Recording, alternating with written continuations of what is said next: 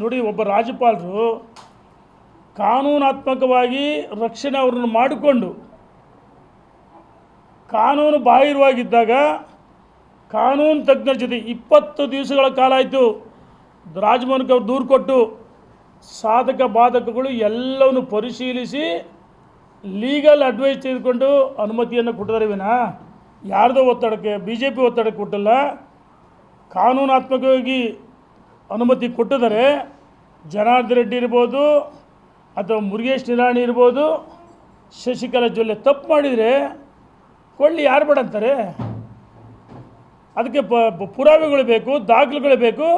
ಇಲ್ಲಿ ಸಿದ್ದರಾಮಯ್ಯನವರ ಮೂಗಿನಡಿಯಲ್ಲೇ ಬ್ರಹ್ಮಾಂಡ ಭ್ರಷ್ಟಾಚಾರ ಆಗಿದೆ, ಜಗಜ್ಜಾಹೀರಾಗಿದೆ. ಹಾಗಾಗಿ ಒಂದು ನಿಮಿಷ, ಇದನ್ನು ರಾಜ್ಯಪಾಲರು ಅನುಮತಿಯನ್ನು ಕೊಟ್ಟಿದ್ದಾರೆ.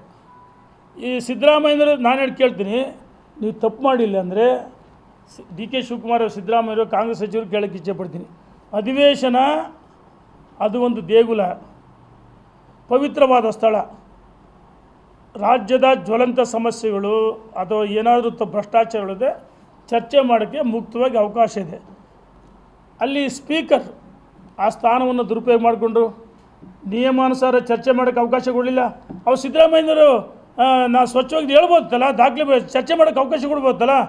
ನೋಡಿ, ಇಲ್ಲೇ ಗೊತ್ತಾಗುತ್ತೆ ಕಾಂಗ್ರೆಸ್ ಯಾವ ರೀತಿ ನಮ್ಮ ಪಾದಯಾತ್ರೆ ಹೋರಾಟಗಳಿಗೆ ಪಾದಯಾತ್ರೆ ಯಶಸ್ವಿಯಾಗಿದೆ. ಹೋರಾಟಗಳು ಭಾರತೀಯ ಜನತಾ ಪಾರ್ಟಿ ಜ್ವಲಂತ ಭ್ರಷ್ಟಾಚಾರ ಬಗ್ಗೆ ಹೋರಾಟ ಮಾಡ್ತಾಯಿದ್ದೀನಿ.